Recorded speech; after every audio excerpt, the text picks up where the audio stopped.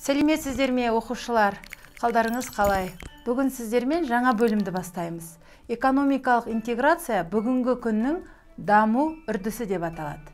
Сабағымыздың тақырыбы нарық жолы. Бүгінгі сабағымыздың мақсаты мамандандырылған тар аядағы арнайы мәтіндердегі мақала мақсатты аудиторияға арналған терминдер мен ұғымдарды, тілдік оралымдарды талдау.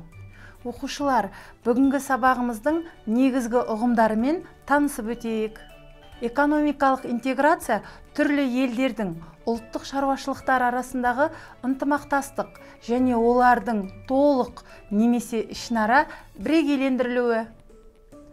Үрдіс қандай да болсын нәтижеге жету жолындағы бірізді әрекеттердің жиыны. Интеграция экономикалық субъектілердің біріктіру, олардың арасындағы байланыстарды, ынтымақтастықты дамыту жолдары. Өзінің жеке мүдделерін және халық пен бизнестің талап тілектерін қамтамасыз ету үшін дүниежүзі елдері бірлесе жақындасуға, яғни интеграцияға бағытталған саясат жүргізеді. Оған үрдіс ретінде де, жақындасудың нәтижесі ретінде де қарауға болады. Оқушылар, мәтінді менімен бірге мұқият оқи отырып, мәтіннің жанрлық ерекшеліктерін ажыратып көрейік. Еуразиялық экономикалық одақ елдердің тең құқықты бірлестігі.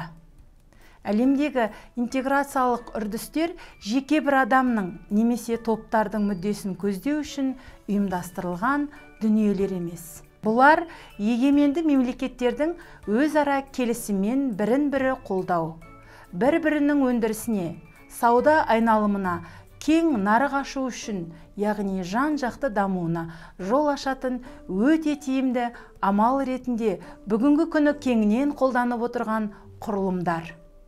Интеграциялық үрдістер қазіргі таңда аймақтық деңгейде қатты дамуда. Бүгінгі таңда әлемде 20-ға жуық халықаралық, аймақтық, экономикалық бірлестіктер бар.